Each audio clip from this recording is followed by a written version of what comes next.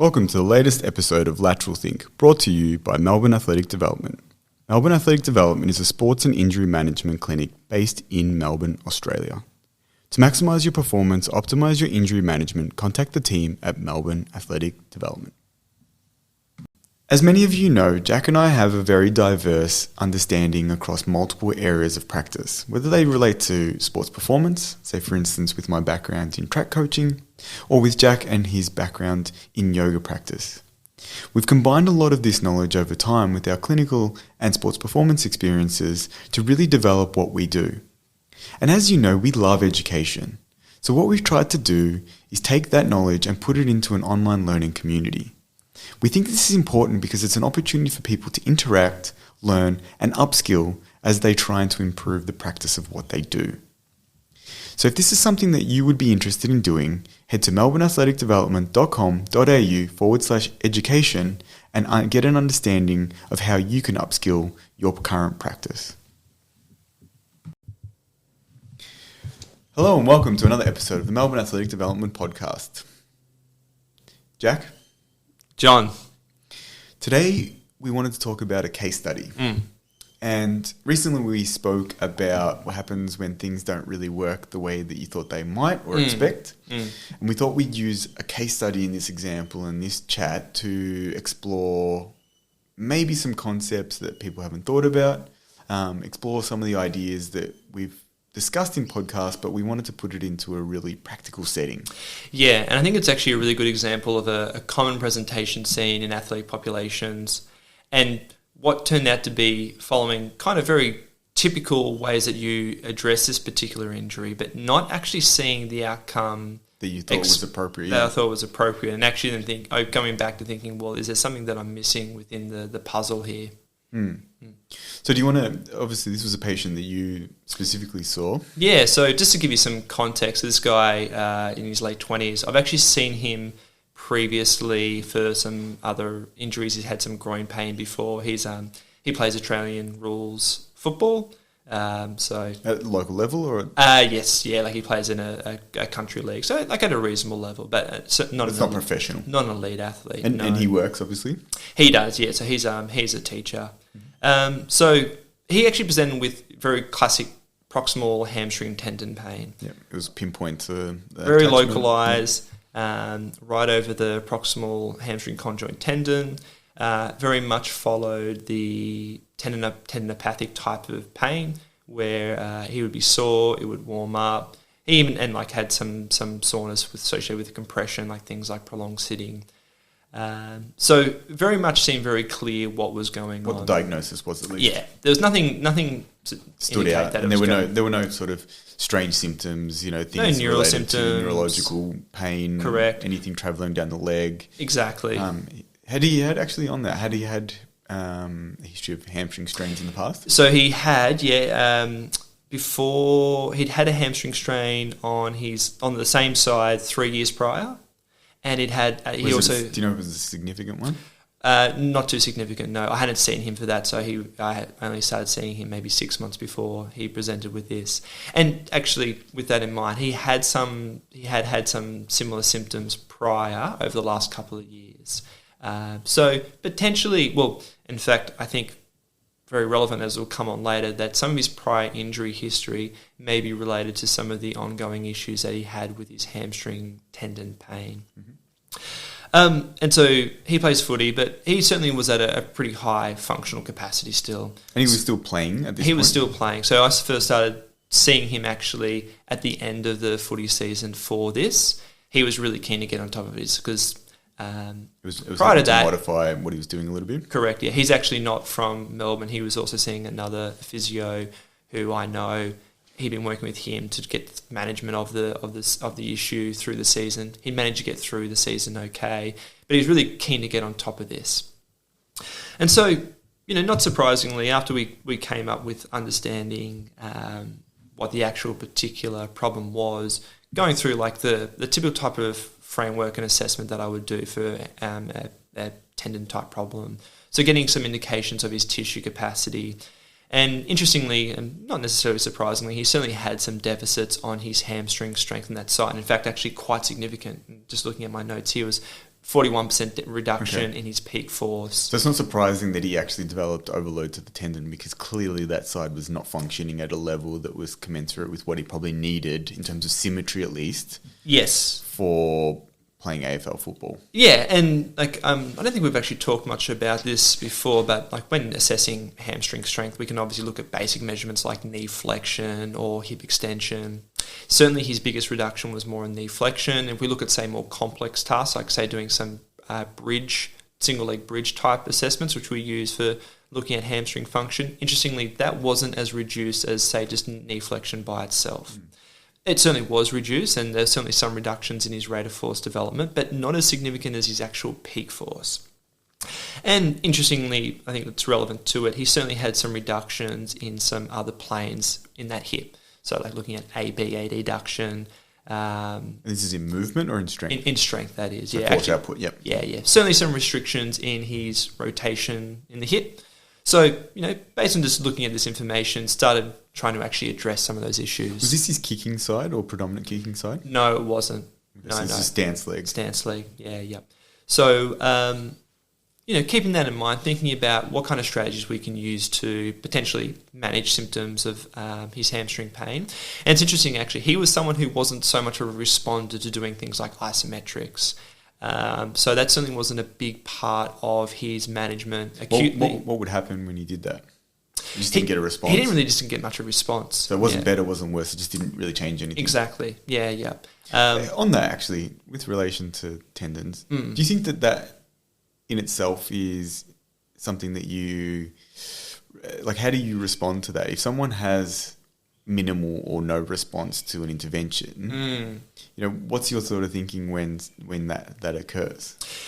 Well, actually, I have thought about this, and I actually think it's relevant to this case. And I wonder, this is my assumption, very limited assumption or hypothesis of what's actually going on at a cellular level. Because when you apply any type of mechanical load, I think the good thing about an isometric load is it's very linear in the force application. You're creating a tensile force at the tendon, which is going to influence fluid dynamics. So my assumption, and I've heard some people talk about this, is it related to peripheral changes at the tissue level, or is it maybe, say, a centrally mediated change? It's probably multiple things. But whether someone who has a positive response to isometrics of, are you creating tensile load, it changes the fluid dynamics, and therefore even potentially like the mechanical pressure within the tendon, that leads to a reduction in the threshold of those receptors sending a nociceptive signal. So if someone doesn't respond to it, I wonder if there's an issue with the coordination of how the muscle is contracting and creating tension on the hamstring. And I mean, this is something that is it's a hypothesis. Very anecdotal, of course. I'm not sure if there's any research looking at this. There is certainly research showing that there is changes in neuromuscular patterns associated with tendon pain. But I wonder if that's often the case with regards to people who don't respond to it, is you're not necessarily addressing that neuromuscular dysfunction that creates essentially non-optimal loading through the associated tendon. Yeah, well, that would make sense. Even as I said, at a hypothetical level, it makes sense, because if the tendon is not responding to mechanical load in a healthy manner and in a way that you would expect, it shows that the neuromuscular patterning is leading to some sort of asymmetrical or, mistimed or miscoordinated application of mechanical tension through the tendon itself. And it makes a lot of sense too, and this is sort of going to a whole nother discussion we can have, and probably need to get someone else to talk about it, but thinking about the subtendon components and thinking about shearing that occurs, which seems to be, well, one, is certainly a very important thing for healthy tendon mechanics, but it's actually also really important for signalling in regards to those shear forces provide a strong mechanical signal that causes tendon adaptation, both within the actual interface between the subtendon, but potentially the tendon itself. But going back to this presentation, so as I described, certainly some restrictions or deficits in peak force of the hamstring, certainly some restrictions in hip range of movement in the rotational plane. Actually looking at things like passive straight leg raise were fine. If we think about it from a biomechanical standpoint, he actually had pretty good mechanics. If we think about looking more at that elastic function, it was something that wasn't fantastic, but it's actually something that we'd work on before because of his groin pain, where looking at something like his RSI, initially it was only about, say, 2.5, but he got that up to over 3. And when you say biomechanics, are you looking? What were you looking at there? Were you looking at running, jumping, change of direction? So this is more related to running tasks. Yep. Yeah. And was his pain, particularly from a biomechanical standpoint, related to any specific biomechanical tasks? Like what were the main things that were irritant? So high velocity running was the biggest one. And this is where it started to get interesting, because certainly when we started to apply interventions to work on building up his hamstring strength, addressing some of those other deficits, we started to see some improvements in his peak force output, in his knee flexion. But it was interesting to note, because as we reassessed, a lot of these other measures, hip AB adduction, his flexibility, improved quite significantly. Yeah. Like some of these got down to basically like a 0% asymmetry. Yeah. That hamstring strength, though, that deficit was still there. And keeping in mind, initially, because it was the off-season, we modified his running load to really be able to focus on building up some of those strength capacity. So he wasn't necessarily doing any aggravating factors. But every time that we go back to assessing his knee flexion, it wasn't really making that jump. It wasn't really making as significant an improvement as I would expect, based on the fact that we were really focusing on building up that capacity. And how, like, in terms of you saying you modified a few things to get more of that loading in, like how often was he loading? What was the kind of protocol that you were following? Yep. Did you sort of use some sort of framework? Because people will ask, okay, well, because I'm sure they can tell from what we said, like, he's not going to reach the outcome that we wanted from the things that you were doing. What were the things that you were doing so that people, might have an idea of like, okay, well, that's similar to what I would do. Yeah, and actually, just even to speak more broadly, like we've talked about some of the tissue capacity factors, there wasn't really any large biomechanical factors that we need to assess. And actually, even from a hormetic profile, he was someone who was young and healthy. One of the great things about him, very compliant. He's the kind of guy who, you make recommendations, he'll do it. You prescribe certain loading interventions, he'll do it. And so he was very regular with going to the gym on a regular basis to do a lot of hamstring specific loading. And that was in the form of, again, nothing too special, doing some hamstring curls, doing things like some more advanced things like Nordics, or even single leg bridges, doing some hip thrust variations. And even over time, actually building up, doing some more hip specific hamstring loading too, when we think about say back extension, good morning variations. And, he actually seemed to respond fine to that in terms of not having a negative effect from, say, compressive loading from going into too much hip flexion. Yeah, so you were able, basically, you followed a general progression of starting with, more basic and lower magnitude intensity tasks and building that up, increasing the range of motion, increasing the amount of, as I said, compressive position, different biomechanical tasks, and higher magnitude. I'm sure you're probably about to say, but did you then start progressing towards higher velocity inputs as well? Yeah, exactly. So, over the first few months, within, I can't remember the top of my head, but let's say at around that 4 to 6 week mark, he was starting to do already some slow velocity work just to actually do some metabolic conditioning, but started to build up doing some more high velocity work in the form of some interval training, in the form of acceleration work, in the form of max velocity work, and building up the intensity over time. And interestingly, he was responding. He was able to tolerate most of those loads until he started getting to the really high velocity work. So it was very specific to that velocity. Very specific, yeah. And so, initially I was thinking perhaps what we need to really do is actually work on building up the elastic capacity of his tendon. Perhaps what we need to really do is focus on building up stretch shortening cycle movements, so he actually builds up those properties that he needs.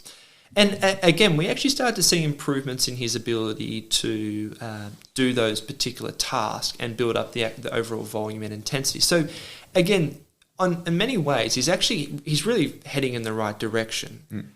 It's not so much that there wasn't stagnancy or he's heading in the wrong direction. Yeah, but you just thought the rate of improvement wasn't what you were hoping to achieve. Well, and the other thing that kept standing out is that knee flexion peak force wasn't going up. Yeah. So he was clearly developing strategies to overcome that deficit. But obviously that raises alarm bells to me too, because you can easily say, oh, look, you're meeting all the KPIs we want, you're building up your high intensity running, you're really ticking all the boxes. Maybe you just need to, this is going to be something that you just have to manage long term. And actually at this point, and again, he was really open to this, we implemented other strategies, whether that's things like collagen supplementation. We even played around with doing things like blood flow restriction training, which I think we've talked about before, thinking about creating metabolic stress as a really valuable signal for maximising tendon adaptation. So we had really exhausted, I think, what you would consider sort of the main... mechanical loading features. Correct. And the things that are associated with that. Or you probably hadn't completely exhausted them, but you were using many of the features that you would typically use and hoping to get a response that's more akin to, as I said, progression in those key measured areas. Yeah, and I think particularly too when going into a few months into it of thinking, well, he's making these progressions, he's pretty happy with his actual the direction he's heading in, but I guess there's always a part of me of like, is there something I'm missing? So again, thinking about that framework we use, nothing really had changed in his hormetic profile. I mean, particularly at this point, it was in January, so he was on school holidays. So he's not working. Doesn't actually have a lot of work-related stresses in his life at that point. Had he started pre-season already again? He was doing only the stuff that we'd been working on with regards to stuff in the gym and some running tasks. Biomechanics, I was never too concerned with. Tissue capacity, he's still working on all those things that we mentioned. But I was thinking, well, is there something that I'm missing? And something that we've talked about before is tissue quality. This actually comes back to thinking about prior injuries where he'd had a hamstring strain before on both sides. He'd also, interestingly, before we started addressing this problem, because it started to get exacerbated towards the end of the season, earlier in the season he sprained his ankle on that side, which it was a relatively moderate ankle sprain, sort of inversion type injury. Seemed to have a bit of involvement of his superior retinaculum too, but that settled down as well. And so I was thinking, well, maybe I need to also spend some time of assessing his tissue quality in terms of actually what it feels like through that particular chain in his leg, and think about, are there any restrictions? And we've talked a bit about some of these ideas with regards to sliding mechanics, of thinking of what can happen following an injury, or what can happen following, say, being sedentary or immobilization, where you lose that gliding. Because that's actually a really important factor for maintaining good movement capacity, but also thinking about how you get peripheral feedback from the tissue. Yeah, you've spoken about this before when we spoke about manual therapy, because I think this is a key factor in the sense of, like, people these days, I don't think we talk enough about tissue quality. Yeah. What's the tone like? As you said, what's the sliding capacity? How does it move in relation to other areas of tension? And we know that obviously if you've had prior injury, that's going to change that unique tension about that area, particularly if there is the formation of densifications or scar tissue or some sort of restriction within that tissue. And it's very common, like both with tendon pain, but also with prior soft tissue strain, that you see changes in neuromuscular patterns. And this is an example where we're seeing a reduction in peak force. So clearly there's an issue where he's either had long-term maladaptations, like at a neural level, or he's not recruiting all of his motor units. And this sort of ties in again with thinking, why is he not responding to isometrics? Is there an issue with his neuromuscular pattern? Yep. And if so, what's actually driving that? So this is when I started to think, well, maybe let's have a look at this. Let's actually do some hands-on assessment. And this also raises an interesting point in itself of actually using your hands and actually feeling as tissue. As an assessment tool, yeah. And I mean, it's interesting where the people who seem to understand that more than others are typically the people who work with elite athletes full time, because they do a lot of hands-on stuff and they feel those changes. And they often have, like we've spoken of this before, but when you work with the same people, yes, you start to get an idea of, okay, what this person's tissue quality seems to feel like in general. And also acute changes, whether that's related to post-game because of changes in, say, autonomic nervous system output and also the peripheral environment because of inflammation from working the muscle. But then also too with potential more mid to long-term changes when you think about hypertrophy of the muscular or connective tissue network and feeling the laydown of like collagenous tissue, which I think it's always interesting to work with to feel some of the elite sprinters or jumpers because that's so prominent to feel the density of the collagen network. In addition to the other end of potentially adipose tissue too, if there's someone who's become deconditioned or their anthropometrics have changed. But one of these things too is feeling that gliding motion. And we've talked about, I think the common thing people will look at or feel for is tonicity. But the other one is thinking about the interface between the deep fascia and the muscle. And so it's interesting to note that a particular plane through his left lower leg was quite restricted. And that was not just in the hamstring itself, but also down in his perineals, which, given the fact that he's had an ankle injury, given the fact that you often have potential changes in perineal function, is actually not surprising. And even up into his gluteal region, so specifically for him around the piriformis. So when I do hands-on work, I actually try to be as objective as possible. So actually, I remember the first time I thought, well, let's actually be thorough about this. Let's do some knee flexion peak force assessment, pre-treatment. Let's do some post-treatment, and let's do it follow-up session. Because the reality is, if you do manual therapy, most of the time people jump off of the bed and go, geez, I feel so much better. Yeah, but that's a subjective view. And it's also transient, typically. And it may just be related to the fact that they want people feel better for being physically touched. Absolutely. And look, don't get me wrong, that still has benefit. Clearly if you're working with an athlete as a part of their warm-up, you might do that because even if it is transient, if they feel better and it improves their mechanics, it improves their range of movement, whatever it is, great. So we did our knee flexion. It was still down. By this point, it wasn't as much as 40%. It might have been like 20, 25%, but still quite significant. And I also assessed both sides because it's always good to think of, is this a more centrally mediated change or is it more of a peripherally mediated change? And so interestingly, after doing some work on him, we saw massive improvements in his knee flexion. So when I say massive improvements, we're looking at a 0% deficit. In fact, I think if anything, it might have been like 1%. And the right side, the unaffected side, hadn't changed. So it wasn't that, as you said, it wasn't a global improvement because you've input. Well, interestingly enough, therapy. Just again to try and be an objective, I reassessed his knee flexion after treating each point. So I started with his hamstring, thinking surely the hamstring would be the most relevant one. Didn't actually change his hamstring output. Okay, let's work down on the calf because he had that injury prior to his ankle, prior to the exacerbation of the symptoms. And after that, that's when you saw the massive jump. It makes sense from just like a really basic, anatomical point of view. We know particularly say that if it was some of the work through the perineal region, that's associated with the head of the fibula. The attachment for the head of the fibula is associated with the hamstring tendon.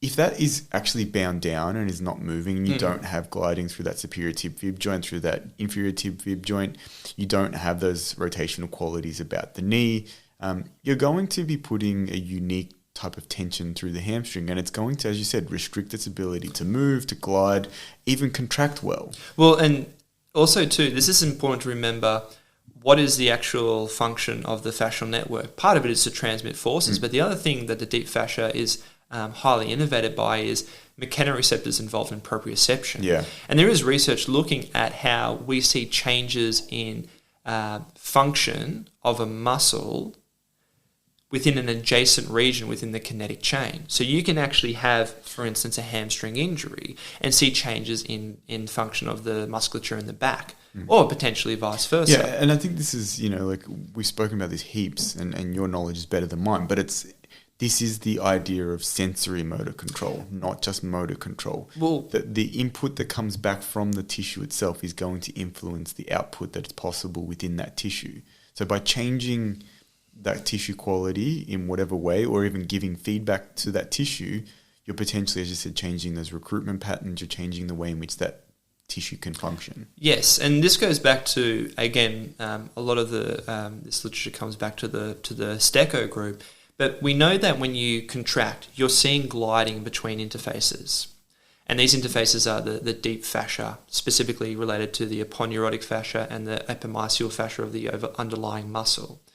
And we know that there is continuity within the fascial network. So, for instance, when you tilt your pelvis, we know that the deep fascia of the posterior chain causes fascial movement or gliding, not just at the hip, not just at the hamstring, but all the way down to the calf and the probably Achilles. All the way up to the nuchal line. Correct. In fact, it does. And there's also thinking about the impact of sensory motor or neuromuscular patterns. We see changes in, say, the neuromuscular patterns of the neck when you start to see changes in tissue gliding in the lower back and vice versa. So these are really not even hypotheses putting forward. This is actually research to actually support this claim already. Yeah, well, we spoke with Adam Bryant about that research they did with Andy Franklin Miller Yes. in the mid-2000s. I think about strain gauge through the lower leg with a passive straight leg raise and seeing that the strain at the Achilles tendon for a passive straight leg raise is the same through the hamstring and the back.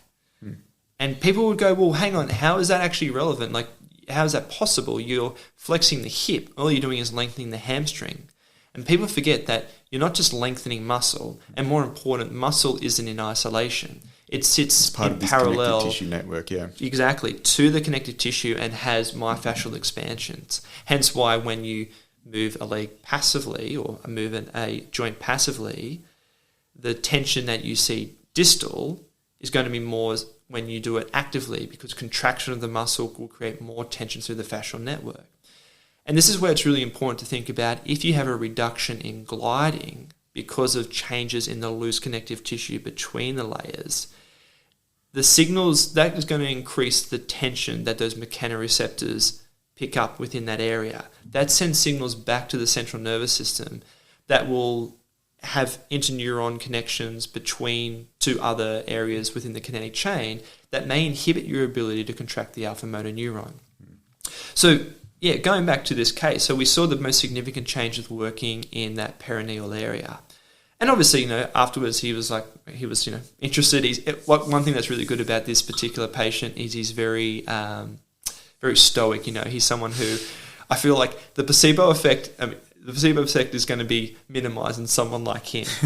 So interestingly, he came back a couple of weeks later, and straight away he reported big improvements in his hamstring tendon symptoms, but also was able to now get up to high running speeds and not experience those similar symptoms as well.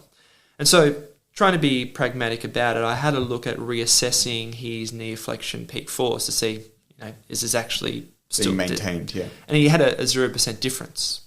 So this is a pretty powerful tool because, again, we were using a lot of the typical interventions you would think to strengthen the muscle, i.e. loading it and progressively overloading it with higher intensities. And although we'd seen a slight improvement, we had a significant jump from using manual therapy to improve his tissue quality. And so he highlights too that the issue for his sensory motor function was not so much from the motor element, but from the sensory input, from those afferent signals inhibiting his ability to contract his muscle.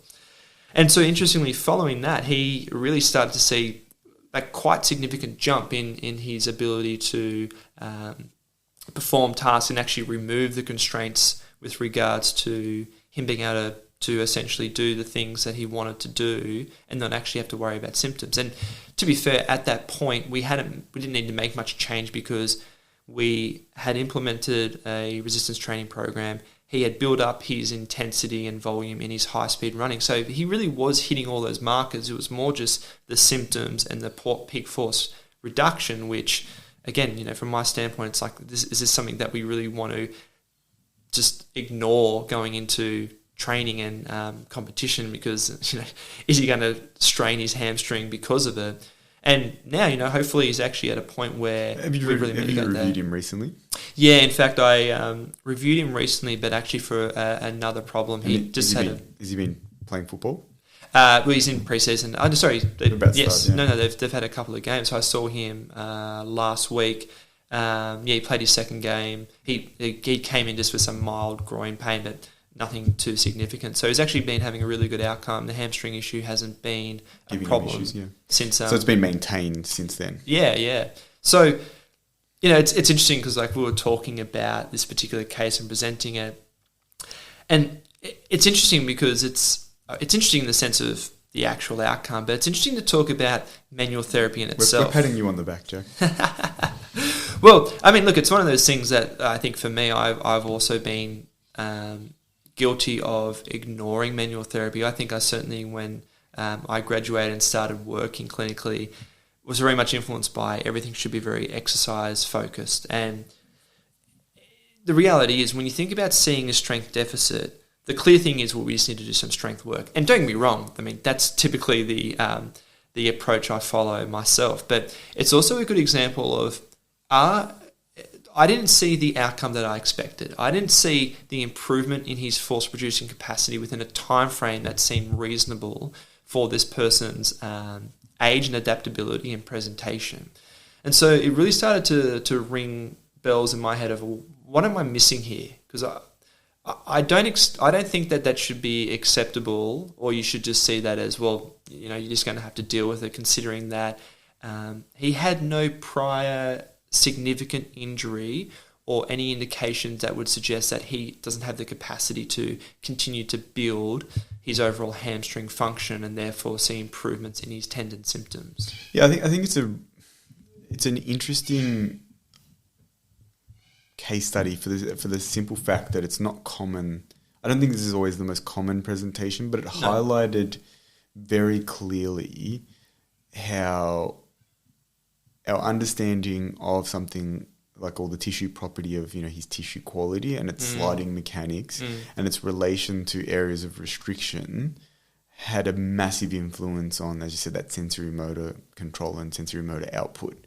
And I think it's something that we don't necessarily always consider, because generally, unless that patterning has been as affected, the interventions that you put in place were actually going to cover off on that. And I think what makes this almost a bit more complex too is that sometimes the interventions that you do put in place will actually address that, even though you're not necessarily aware that those interventions. So like you might have put in, for instance, some sort of flexibility exercises as part of the protocol. Yeah. And that might have actually started to address some of those things. So you saw that deficit decrease. And in your mind, you're thinking, oh, it's because we've been doing the strength exercises. But maybe it's because you actually implemented a mobility scheme that actually addressed that ankle function and that calf function in a way that unlocked this capability of getting that, sensory motor input. Yeah, no, totally. And, this comes back to thinking of the input versus output component, where, like, ultimately the thing that we're interested in is, like, how do we actually optimize the output and therefore outcomes of this person? And I use this as an example. I mean, two things. One, to actually highlight thinking about tissue quality. But I think more importantly, it does happen where you don't see the outcomes you expect. And therefore you need to think about, is there particular variables or is there data that I haven't collected that's not leading to the emergent patterns that I expect to see?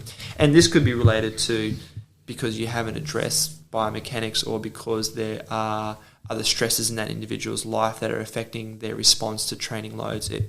We could go on for ages here. I think this has been a particularly interesting thing for us, because it's probably been a thing that recently we've discovered, of thinking about, well, what can manual therapy potentially do, even at a tissue level? You mentioned it earlier, and anyone who works in sport understands, based on actually the feedback that they would get from the people that they work with, that manual therapy plays a very big role in athletes achieving their optimal output. Yep. Now, if you want to be a skeptic, and you can be, you'll say, well, that's just placebo. They just like the physical touch and it makes them feel better to having known someone's done a little bit of manual therapy on them. Yep.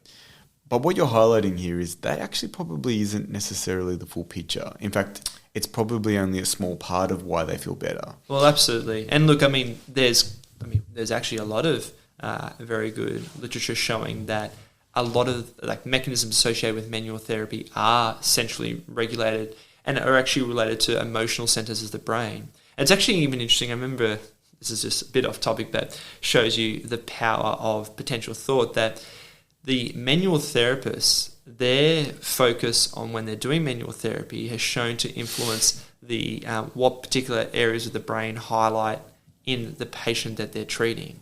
So it's interesting because I think that highlights too that you have to be careful in what you believe, because if you are doing something that you don't believe in, the patient probably will pick that up. But besides the point, there are also peripherally mediated mechanisms we know with manual therapy.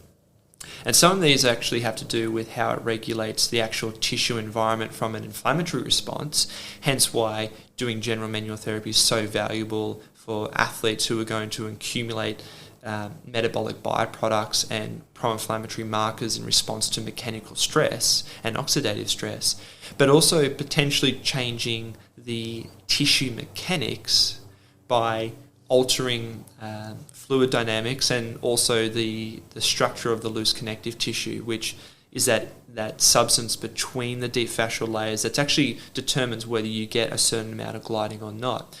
And this is something that is a relatively new area of research. I mean, there's quite a growing body of research now looking at, say, for instance, changes in the sliding of, say, the thoracolumbar fascia in people with chronic low back pain, and how there's different factors that influence the viscoelastic properties of the loose connective tissue. But then we need to be thinking of, well, what kind of stimulus can we apply to alter that? And you sort of mentioned this before, because one of the things that's really important is shear forces. And so, when you think about manual therapy, particularly using certain techniques, you may be able to apply very localized shear force to change the viscoelastic properties. But we can also potentially use other modalities like stretching through large ranges, because we create large shearing between different sub-layers. For those people, I think it's one of the reasons why something like a Mulligan method works quite well, because you tend to, it's obviously mobilization with movement. Yeah. But I think that what that often does is it kind of tacks down one end. Yes. And then with the movement, you're actually trying to get that shearing of those different layers of tissue. Yeah. Now, typically with that method, you're using, joint. You're stabilizing at a joint and then asking them to move about that joint. Yep. But obviously, as we've mentioned, those connections with the connective tissue network cover the joint. They have, parts that go into the actual capsule of the joint, or they have, connections with the aponeurosis, with the retinacular. So by actually holding that down and cinching that into a spot, you actually may potentially be getting some of it. So it's not to say that you have to use one specific method, but there does seem to be, as you said, some association with that shearing effect. Oh, totally. And you might be using other techniques, whether it's myofascial release stuff, where you're sort of pinning a point, similar to Mulligan's, or pinning a point, but then passively moving through range. Yeah. I mean, you see people use cupping and moving through range too, because it makes a lot of sense when you create that traction type force and then start to create active movement to potentially enhance the shear forces that occur at that level. Because this has made me think too, because I think that there's sort of two factors in this, and it kind of became really relevant to me from that coaching perspective. I spent a fair bit of time over in the US. For those people who would be aware, there's a group called ALTIS. It used to be called the World Athletics Center, and they're a high-level group based in, at the time they were based in Arizona. They've now moved to Georgia, but they have a course that's called the performance therapy course.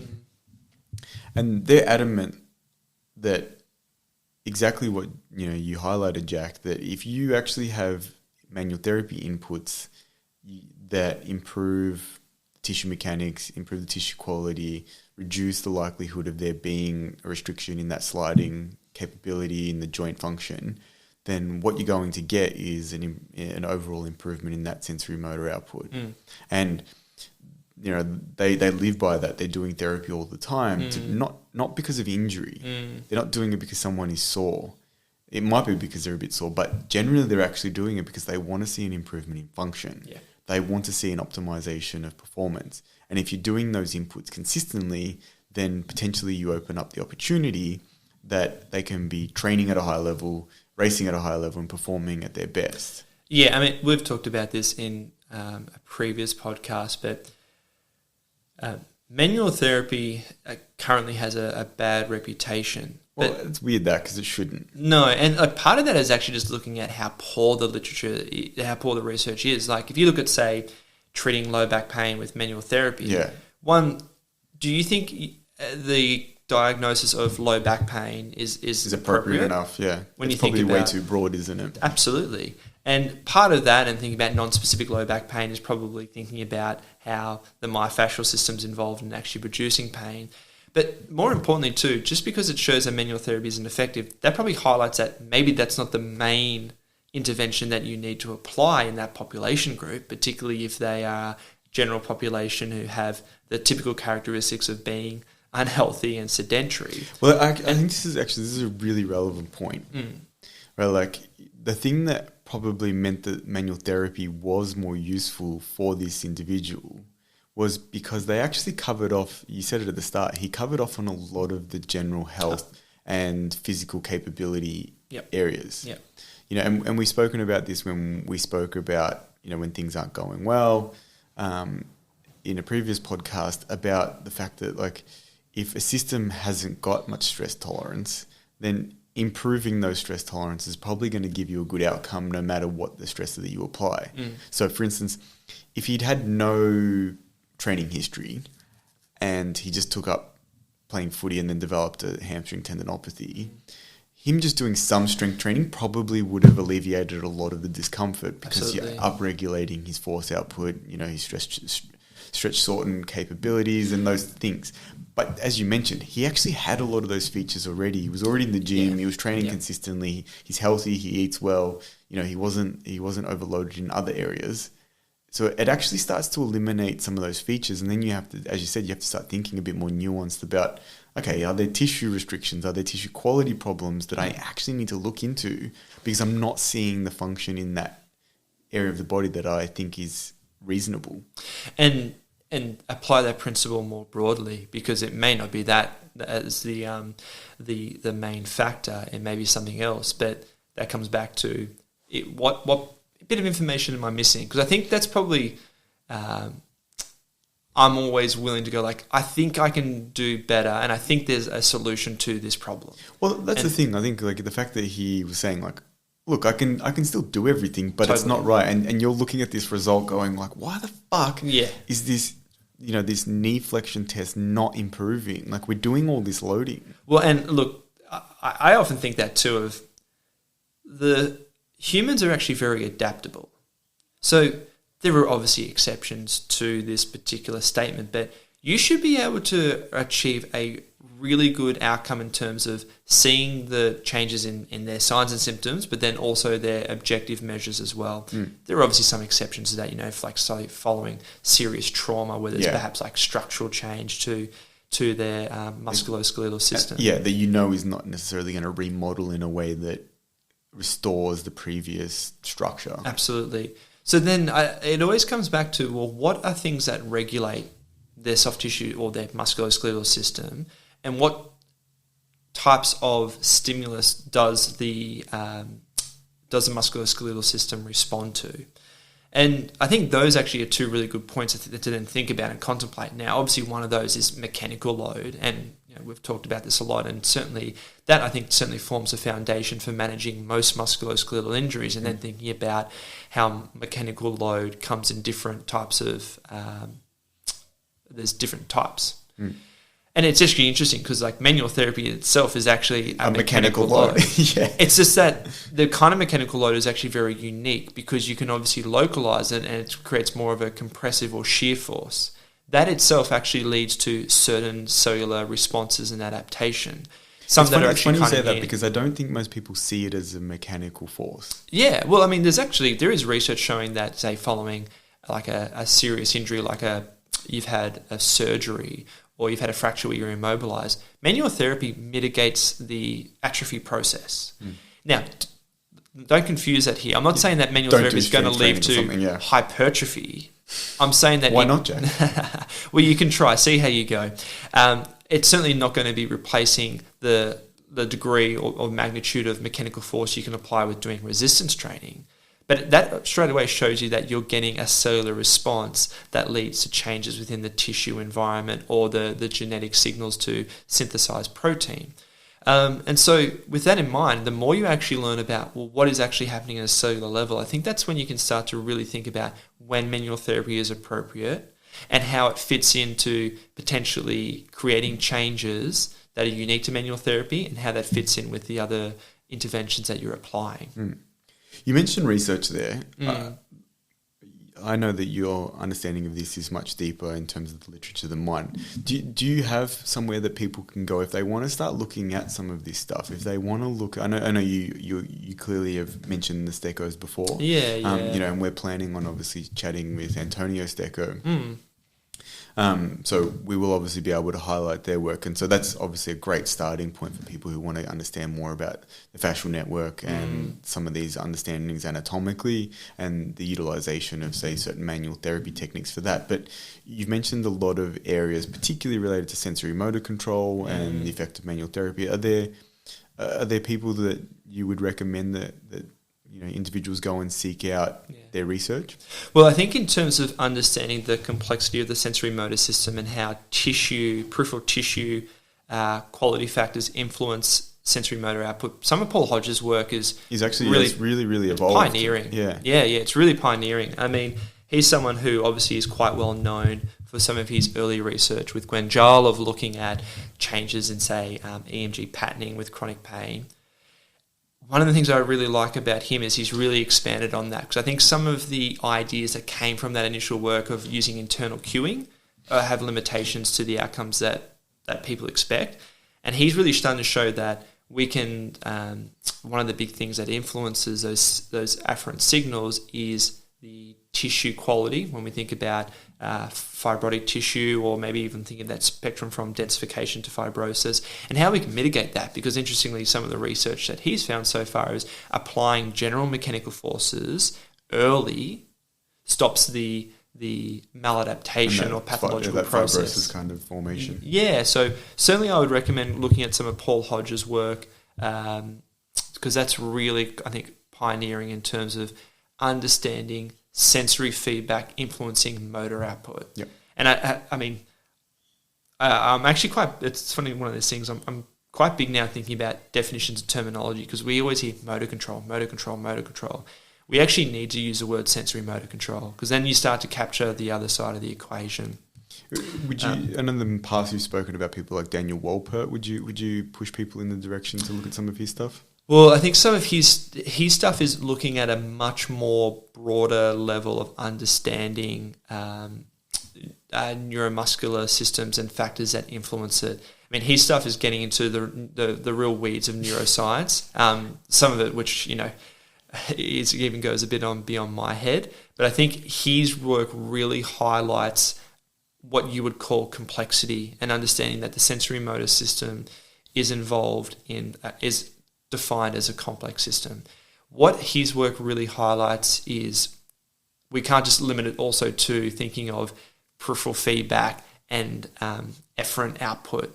There's so many factors in between, particularly at a cognitive level. Yeah, and the environmental factors and how contextually that changes so much of that input and output. It's really getting into, it really helps you to understand and I think appreciate looking at the sensory motor system as the thing that we can focus on is the output.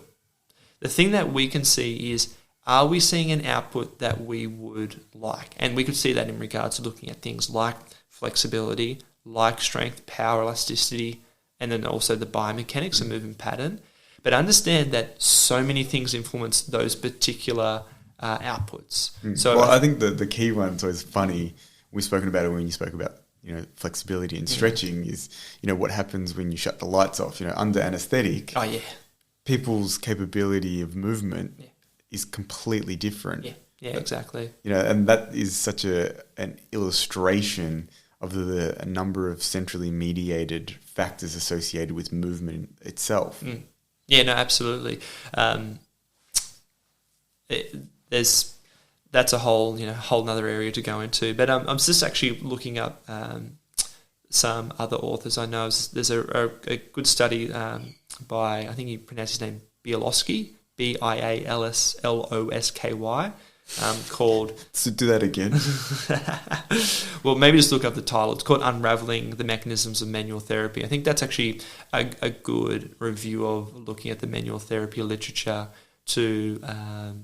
start to understand what information is out there. Yeah. Because there's actually a lot more than you think. And I think this also comes back to looking outside of research published, just say, in physiotherapy journal articles, because there's a lot more research out there, even from other professions too, that really help us to better understand the mechanisms behind manual therapy. And then with that, thinking about, well, manual therapy is a broad term of different types, different intensities, its application with regards to other types of training modalities, to really then think about how we better utilise it in conjunction with other training or other interventions. I was just thinking about, is there any other particular work I would recommend?